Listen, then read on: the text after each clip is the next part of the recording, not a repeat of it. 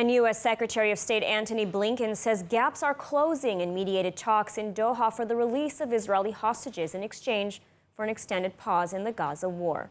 Speaking to a Saudi newspaper in Jeddah en route to Egypt and then Israel, Blinken said an agreement is very much possible.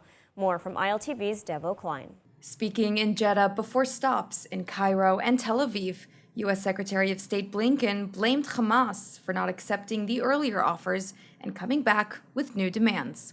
But Blinken said an agreement is now very much possible. Blinken said, "We worked very hard with Qatar, Egypt, and Israel to put a strong proposal on the table.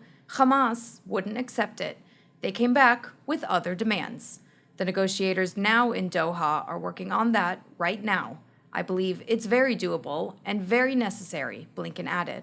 The Qatari Foreign Ministry said it was too early to say the sides were nearing a deal as negotiators got down to brass tacks in hopes of reaching an elusive agreement to pause fighting for at least 6 weeks and secure the release of at least 40 hostages held captive in Gaza. The deal would also include the release of hundreds of Palestinian security prisoners.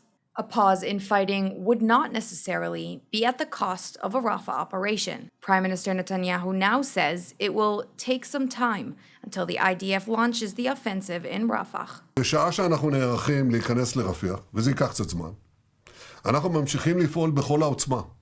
ממשיכים לפעול בח'אן יונס, במחנות המרכז, בחיסול ובתפיסת בכירי החמאס, כפי שעשינו עכשיו בשיפא, בחיסול מאות רבות של מחבלים. Netanyahu's comments came days after his phone call with U.S. President Joe Biden, and it was agreed that Israel would send a team to Washington to discuss the Rafah plan. The Prime Minister still insisted that the operation in Rafah is still on the agenda. בתחילת הדרך אמרתי לנשיא, אי אפשר לנצח את החמאס בלי שצה"ל ייכנס לרצועת עזה. בשיחה האחרונה שלנו אמרתי לו, אי אפשר להשלים את הניצחון בלי שצה"ל ייכנס לרפיח. וזאת כדי לחסל את שארית גדודי החמאס. כך נעשה גם הפעם.